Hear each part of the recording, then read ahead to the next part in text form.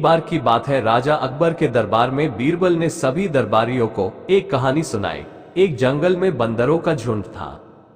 सभी बंदर एक दूसरे को प्यार करते थे व मिलकर रहते थे।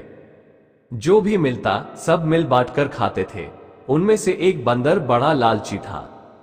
उसका नाम चिंटू था।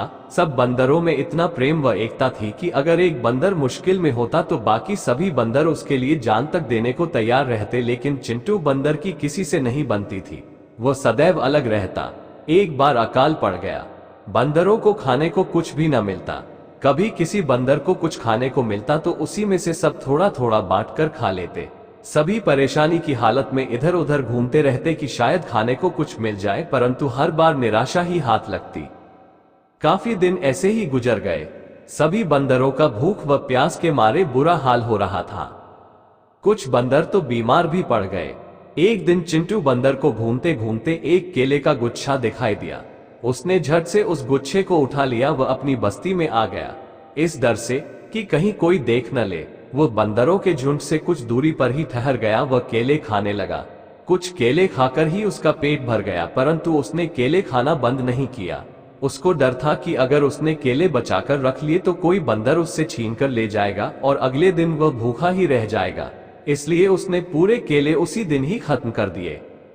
चूंकि वह काफी दिनों से भूखा था और फिर इतने दिनों के बाद खाली पेट था, इतने सारे केले एक साथ खा लेने से वह बीमार पड़ गया। हालांकि कोई भी बंदर उसे चाहता नहीं था, पर उसकी हालत देखकर सभी बंदरों को उस पर तरस आ गया और वे उसका हाल चाल पूछने उसके पास आए। उन्हें लगा कि वह भूखा रहने के कारण ही बीमार हो गया है, पर चिंटू सबको कैसे बताता कि वह भूखा रहने की वजह से नहीं बल्कि अधिक खाने के कारण बीमार हुआ है। अभी वह ये सब सोच ही रहा था कि सनी नामक बंदर उसके पास आया। उसके हाथ में एक पैकेट था।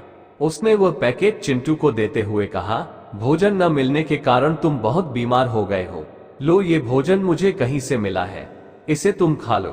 सनी बंदर की बात सुनकर चिंटू बहुत लज्जित हुआ।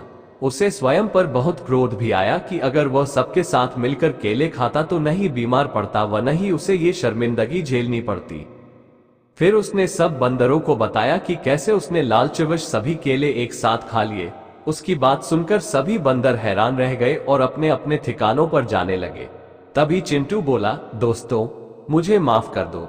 मैं वादा करता हूं कि आगे से मैं भी आप सबके साथ मिलजुल कर रहूंगा व कभी लालच नहीं करूंगा। बंदरों ने उसकी तरफ देखा। उसकी आंखों में पश्चाताप के आंसू थे। उन्होंने चिंटू को माफ कर दिया व फिर सभी बंदर एक साथ हंसी खुशी से रहने लगे। उसने वह पैकेट चिंटू को देते हुए कहा, भोजन न मिलने के कारण तुम बहुत बीमार हो गए हो। लो, ये भोजन मुझे कहीं से मिला है, इसे तुम खा लो। सनी बंदर की बात सुनकर चिंटू बहुत लज्जित हुआ। इस कहानी से हमें ये सीख मिलती है कि हमें कभी भी लालच नहीं करना चाहिए। ऐसी ही मोटिवेशनल वीडियो देखने के लिए चैनल को सब्सक्राइब करें। वीडियो को लाइक करके कमेंट में जय हिंद जरूर लिखें। जय हिंद।